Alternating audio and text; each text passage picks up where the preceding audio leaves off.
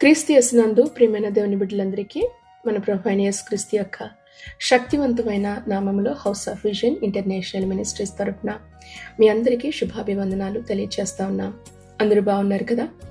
గడిచిన రాత్రి చక్కటి నిద్ర విశ్రాంతిని దేవుడు అనుగ్రహించి ఈ నూతన దినంలోనికి ప్రవేశించడానికి దేవుడు మనందరికీ కూడా తన కృపనిచ్చారు.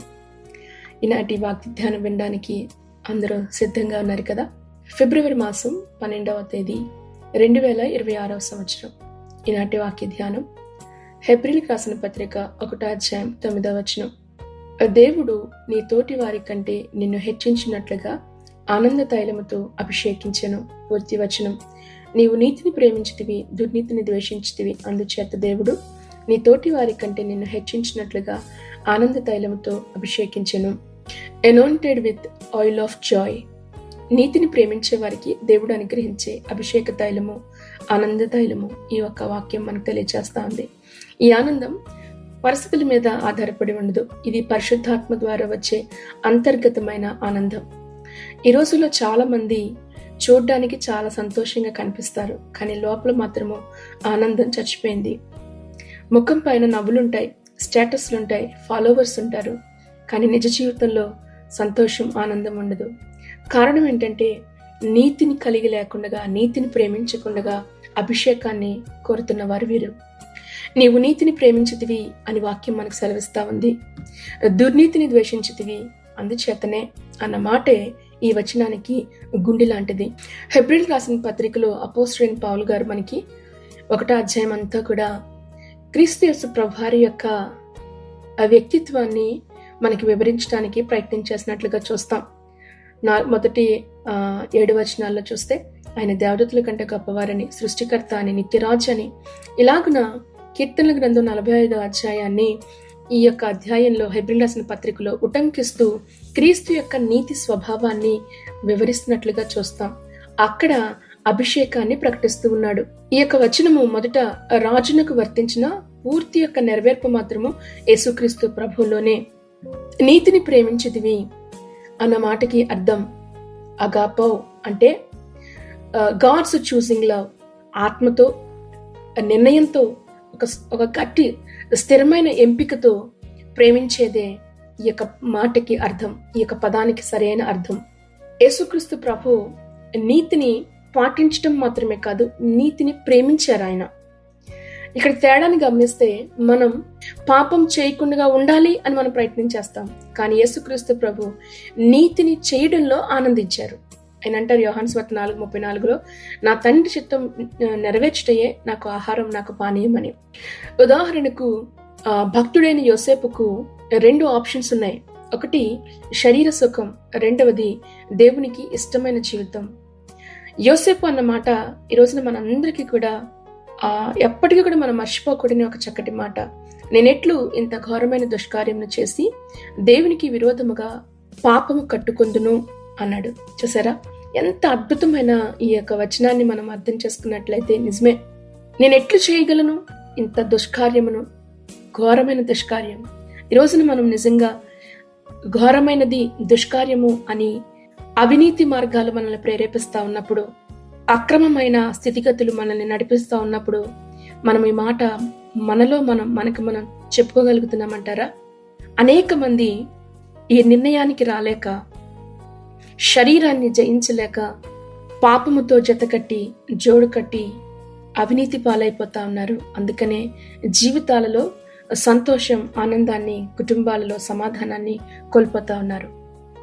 చూడండి, యోసేపు నీతి కలిగి దుర్నీతిని అసహించుకుని నీతిని ప్రేమించాడు గనుకే చెరసాలలో పడాల్సి వచ్చింది, కానీ తన సంతోషం మాత్రం పోలేదు. చివరికి అభిషేకం, రాజుగా అభిషేకాన్ని కలిగి ఉన్నాడు. అటువంటి ఉన్నతమైన స్థితికి యోసేపు హెచ్చించబడ్డాడు అంటే కనుక కారణం ఆలోచించారా?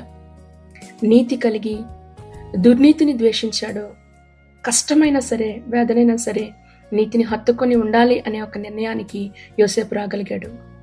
ఈ రోజున ఇది మనకి ఒక హెచ్చరిక. రహస్యంగా ఫోన్లలో చూసేవి, ఫోన్స్లో దాచుకునేవి, రహస్యమైన స్నేహాలు, ఇవి మీలో ఉన్న ఆనందాన్ని చంపేస్తాయి. పాపాన్ని తాకని చేతులకే దేవుడు ఆనంద తైలాన్ని పోస్తాడు అన్న విషయాన్ని మనం మర్చిపోకూడదు. ఈ చీకటి తరంలో నిరాశ పెరుగుతున్న పాపము సాధారణమైపోయింది. తప్పేముంది అంటున్నారు కదా చాలా మంది. అవును, తప్పేముంది, మా ఇష్టం. అసత్యానికి ఎక్కువ అవకాశాలు ఇస్తా ఉన్నారు. అందుకనే ఎన్ని కలిగి ఉన్నా కానీ సంతోషాన్ని మాత్రము, ఆనందాన్ని మాత్రము వారి జీవితంలో చవి చూడలేకపోతా ఉన్నారు. దేవుడు తన పిల్లలకు వాగ్దానం చేసేది ఆనందం, సంతోషం, నెమ్మది. అక్రమమును ద్వేషించితివి. చూడండి, యేసుక్రీస్తు ప్రభు యొక్క పవిత్రతను ఈ యొక్క వాక్యం మనకి తెలియచేస్తా ఉంది. ద్వేషించుట అంటే గ్రీక్లో మిసియో, ఏ విధమైన రాజీ లేకుండా తిరస్కరించటం. యేసుక్రీస్తు ప్రభు పాపిని ప్రేమించాడు. గుర్తుపెట్టుకోండి, పాపిని ప్రేమించాడు, కానీ పాపాన్ని కాదు. పాపమునకు ఆయన యొద్ద చోటు లేదు. పాపుల పట్ల దయ చూపించారు, కానీ పాపముతో యుద్ధం. ఇదే క్రీస్తు యేసు ప్రభుల వారి యొక్క పరమార్థం. చాలా మంది పాపముతో కాంప్రమైజ్ అయిపోతా ఉన్నారు, సరిపెట్టుకుని బ్రతికేస్తా ఉన్నారు అనేక మంది. కీర్తన గ్రంథం 93:5 నీ శాసనములు ఎన్నడూనూ తప్పిపోవు యెహోవా, ఎన్నటెన్నటికి పరిశుద్ధతయే నీ మందిరమునకు అనుకూలము. అవును, పరిశుద్ధత దేవుని యొక్క స్వభావానికి తగిన జీవితం. ఎన్నటెన్నటికి అంటే కాలం మారినా, యుగాలు మారినా దేవుడు తను సూచించిన ప్రమాణపు జీవితం మాత్రం మారిపోదు. కాలానికి అనుగుణంగా కాదు, దేవునికి తగిన జీవితాన్ని మనం కలిగి ఉండాలి. కానీ మనం కాలాన్ని బట్టి, పరిస్థితులను బట్టి, చుట్టూ వాతావరణాన్ని బట్టి మన యొక్క క్యారెక్టర్, మన స్వభావం మారిపోతూ ఉంటుంది. కానీ దేవుడు ఇష్టపడే జీవితం ఏంటో తెలుసా? నేను పరిశుద్ధుడని గనుక మీరును పరిశుద్ధుడయ్యుండి. ఆయనతో సహవాసం చేయాలి అంటే పరిశుద్ధత మన జీవితాలకు తప్పనిసరి. యేసుక్రీస్తు ప్రభు నిన్న, నేడు, నిరంతరము ఏకరీతిగా ఉన్న దేవుడు. ఆయన మారడు. కానీ ఈ తరం ఏమంటుందో తెలుసా? మన చుట్టూ ఉన్న మనుషుల యొక్క స్వరం మనం వింటూ ఉంటాం. ఏం పర్లేదు, అన్నీ ఓకే, అన్నీ ఓకే, అన్నింట్లోని రాజీ పడిపోవటం ఈ రోజున మనుషులకి చాలా అలవాటైపోతా ఉంది. కేవలం దేవుని యొక్క మందిరంలో మనుషుల ముందు కాదు, ఇంట్లో ఒంటరిగా ఉంటున్నప్పుడు, నీ ఫోన్ నువ్వు చూస్తూ ఉన్నప్పుడు నువ్వు ఎలాగుంటున్నావు? పరిశుద్ధత లేకుండా ఎవడును దేవునికి ఇష్టడేండిట అసాధ్యం సుమా. ఈ వచనంలో మనకి మరొక విషయం జ్ఞాపకం చేస్తా ఉన్నారు. నీవు నీతిని ప్రేమించితివి, దుర్నీతిని ద్వేషించితివి, అందుచేత. ఎందుచేత? దేవుని యొక్క న్యాయమైన ప్రతిఫలం. ఈ మాట చాలా ప్రాముఖ్యమైనది సుమా. ఫలితం. అవును, కారణం నీవు నీతిని ప్రేమించావు. ఫలితంగా నువ్వు పొందుకునేది అభిషేకం. నీతిని ప్రేమించిన వారికి మాత్రమే ఆనంద తైలంతో దేవుడు అభిషేకిస్తాడు. 1 సమూయేలు గ్రంథం 15:22 ఆలోచించుము, బలులు అర్పించుట కంటే ఆజ్ఞను గైకొనుటయు, పొట్టేళ్ల క్రొవ్వును అర్పించుట కంటే మాట వినుటయు శ్రేష్టము. ఈ రోజున మనము శ్రేష్టమైన దాన్ని మనం నిజంగా చేస్తున్నామా? అర్పించటం కొరకే మనం ఆలోచిస్తూ ప్రయత్నం చేస్తా ఉన్నామేమో తప్ప దేవుడు ఆశపడుతున్నది మొదట నా మాట వినండి, నా మాటకు లోబడండి. ఉదాహరణకు సంసోను జీవితం. పిలుపుంది, అభిషేకం ఉంది, కానీ తన జీవితం మీద తనకి నియంత్రణ లేదు, కంట్రోల్ని కోల్పోయాడు. అందుకే పాపముతో ఆటలాడాడు గనుక ఆనందం పోయింది, శక్తి పోయింది, కంటి చూపు పోయింది, గ్రుడ్డివాడై తిరగలి విసిరాడు. ఎంత భయంకరమైన స్థితితో ఆలోచించారా? పాపముతో ఆటలాడద్దు, అది నీ జీవితాన్ని నాశనం చేస్తుంది, నీ సంతోషాన్ని దోచుకుంటుంది. గ్రుడ్డివాడిగా నువ్వు మిగిలిపోతావేమో నీ జీవితంలో. పాపంతో ఆటలాడితే కన్నీళ్లతోనే జీవితం ముగిసిపోతుందేమో. ఆనంద తైలము అంటే ఏంటి? దేవుని యొక్క సన్నిధిలో జీవించే జీవితమేమో ఒకవేళ. ఎందుకంటే యోహాను సువార్త 15:11 ప్రభు అంటారు, మీ సంతోషము పరిపూర్ణమగినట్లు మీరు నన్ను అడగండి. పరిశుద్ధ గ్రంథంలో తైలం అనే మాట పరిశుద్ధాత్మకు, లేదా ప్రత్యేకతకు, లేదా రాజ్య అధికారానికి, సేవకు కావలసిన శక్తిని సూచిస్తా ఉంది తైలం. ఇది సాధారణమైన తైలం కాదు, ఇది ఆనంద తైలం. ఎందుకు ఆనందం అంటే యేసుక్రీస్తు ప్రభుల వారు అంటారు, నీతి యొక్క సంపూర్ణత ఆయనే. అందుకనే సిలువ శ్రమ కూడా ఆయన యొక్క ఆనందాన్ని ఆపలేకపోయింది, ఆయన యొక్క సంతోషాన్ని తీసుకోలేకపోయింది. యేసుక్రీస్తు ప్రభు సిలువలో ఉన్నారు, అయినా కానీ ఆయన సంతోషంతో తృప్తి కలిగి అంటున్నాడు ఆయన, అవును నా పనిని నేను సంపూర్ణం చేశాను. తండ్రి నీ చేతికి నా ఆత్మను అప్పగిస్తున్నాను. ఎంత అద్భుతమైన, అసలు ఈ మాటలు చెప్పాలంటే ఎంత ధైర్యం ఉండాలి, ఎంత దమ్ము ఉండాలో ఆలోచించండి. హెబ్రీయులకు రాసిన పత్రిక 12:2 ఆయన తన ఎదుట ఉంచబడిన ఆనందము కొరకై అవమానమును నిర్లక్ష్యపెట్టి సిలువను సహించి దేవుని సింహాసనం యొక్క కుడిపార్శ్వమునందు ఆయన ఆశీనుడై ఉన్నాడు. బాధల్లో, శ్రమలో, కష్టములో, ఇబ్బందిలో కూడా నువ్వు సంతోషంతో, ఆనందంతో నువ్వు నిలబడాలి అంటే నువ్వు నీతిని హత్తుకోవాలి, నీతిని ప్రేమించగలగాలి, దుర్నీతిని నువ్వు ద్వేషించగలగాలి. దుర్నీతి నిన్ను ఆవరిస్తుందన్నప్పుడు, దుర్నీతి మార్గాల్లో నువ్వు నడుస్తున్నావు అన్నప్పుడు అక్కడ నుంచి నిన్ను నీవు కాపాడుకోవడం ఎంత ప్రాముఖ్యమో ఆలోచించండి. యోసేపు దుర్నీతిని ద్వేషించాడు, నీతిని ప్రేమించాడు, పాపమును విడిచి దూరంగా పారిపోయాడు. సింహాసనము వరకు కూడా దేవుడు ఆయన హెచ్చించాడు. సంసోను గొప్ప అభిషేకంతో ఉన్నాడు, గొప్ప ఆనంద తైలముతో నింపబడిన వ్యక్తి. కానీ ఒక్కసారి పాపాన్ని చూసి పాపాన్ని హత్తుకోవడం మొదలుపెట్టాడు, గ్రుడ్డివాడైపోయాడు, సమస్తాన్ని కోల్పోయాడు, బలాన్ని కోల్పోయాడు, శత్రువు యొక్క చేతిలో చిక్కుబడిపోయాడు. ఈ వాక్య భాగం క్రీస్తు నుండి మనకి వచ్చే ఒక గొప్ప ఆహ్వానం. ఇది కేవలం యేసుక్రీస్తు ప్రభువారి యొక్క జీవితాన్ని గురించి వివరించే ప్రకటన మాత్రమే కాదు, మన జీవితాన్ని కోసం ప్రభువు పిలుస్తున్న పిలుపు. నేను పరిశుద్ధుడే గనక మీరు పరిశుద్ధులై ఉండండి. పాపంతో రాజీపడొద్దు. పాపము చిన్న పాపమే కదా అని అనుకోవద్దు. చిన్న పాపం పెద్ద పాపం ఉండదు. ఏదైనా కానీ నీ సంతోషాన్ని, సమాధానాన్ని దొంగిలిస్తుంది. సంతోషం అనేది పరిస్థితుల పైన కాదు, ఆనంద తైలం. పరిస్థితుల్లో మార్పు రావచ్చు, కానీ దేవుని యొక్క అభిషేకం నీలో నిలిచి ఉండాలంటే ప్రభువులో మీరు ఆనందించగలగాలి. చీకటిలో నీ చుట్టూ చీకటి ఉన్నప్పుడు, భయంకరమైన వ్యతిరేకత నీ చుట్టూ ఉన్నప్పుడు, అవినీతి కార్యాలు నీ చుట్టూ జరుగుతున్నప్పుడు, ఆ చీకటి కార్యాల మధ్యన దేవుని యొక్క నీతి కిరీటంగా, దేవుని యొక్క వెలుగుగా మీరు ప్రకాశించాలని ప్రభు ఇష్టపడతా ఉన్నారు. ఈరోజు మిమ్మల్ని మీరు అడగాల్సిన ఒక ప్రశ్న, నేను నీతిని ప్రేమిస్తున్నానా లేక భయంతో తప్పించుకొని తిరుగుతూ ఉన్నానా?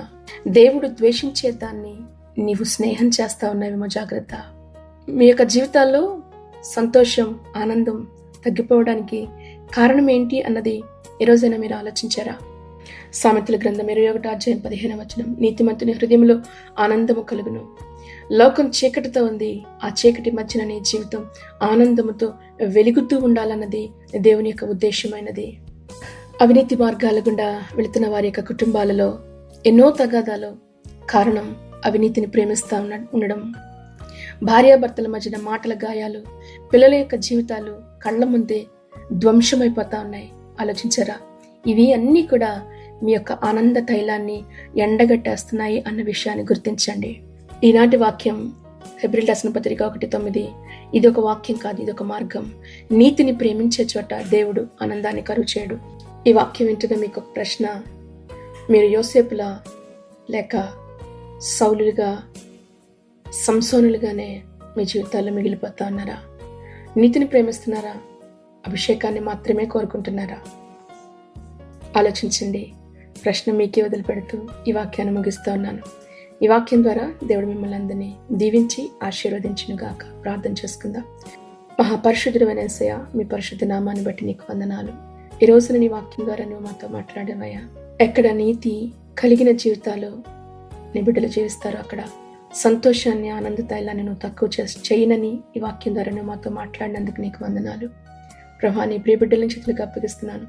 నీతిని ప్రేమించేవారుగా, పాపముతో రాజీ పడకుండా, పాపాన్ని సమర్థించుకోకుండా దేవా, ఇదిగో కుటుంబాలను నీ నీతి కలిగిన సాక్ష్యాలుగా ప్రభా నాయన కుటుంబాల్లో నిలబడడానికి నువ్వు సహాయం చేయి. చుట్టూ ఉన్న వారికి మాదిరికరమైన జీవితాలు కలిగి ఉండడానికి సహాయం చేయండి దేవా. అయ్యా, ఆనంద తైలాన్ని ఎక్కడ నువ్వు తక్కువ చేయొద్దు. శుద్ధ హృదయాన్ని నీ బిడ్డలకి మీరు దయచేయమని నిశ్చయంగా ఒకవేళ ఈ వాక్యం వింటున్న అందరిలో ప్రభా ఆసక్తి లేని వారు ఉన్నట్లయితే అటువంటి వారికి అటువంటి కృపను మీరు దయచేయమని అడుగుతూ నైనా నీ కృపా హస్తాలకు వాక్యం వింటున్న ప్రతి ఒక్కొక్క కుటుంబాన్ని అప్పగిస్తున్నాం. బిడ్డల జీవితాలను మీరు దీవించండి. ఉద్యోగాల్లో, ప్రయత్నాల్లో మీరు తోడేండి నడిపించండి. ఆరంభిస్తున్న వ్యాపారాల్లో ప్రభా నీ సమృద్ధి అయిన జీవన దయచేయండి దేవా. అనారోగ్యంతో నాన్న మీరు ముట్టి స్వస్థపరచండి, విడుదల దయచేయండి. చీకటి సమస్యలతో బాధపడుతున్న వారికి విడుదల దయచేయదేవా నీకు స్తోత్రం. మరొకసారి ఈ వాక్యం వింటున్న ప్రతి ఒక్కొక్కరిని ప్రభా దీవించి ఆశీర్వదిస్తూ నీ నమ్మకమైన హస్తాలకు అప్పగించుకుంటూ నీ రాకడ కొరకు సిద్ధపరచమని ప్రభువైన యేసుక్రీస్తు నామములో ప్రార్థించి దీవిస్తున్నాము తండ్రి. ఆమేన్, ఆమేన్. Thank you. God bless you.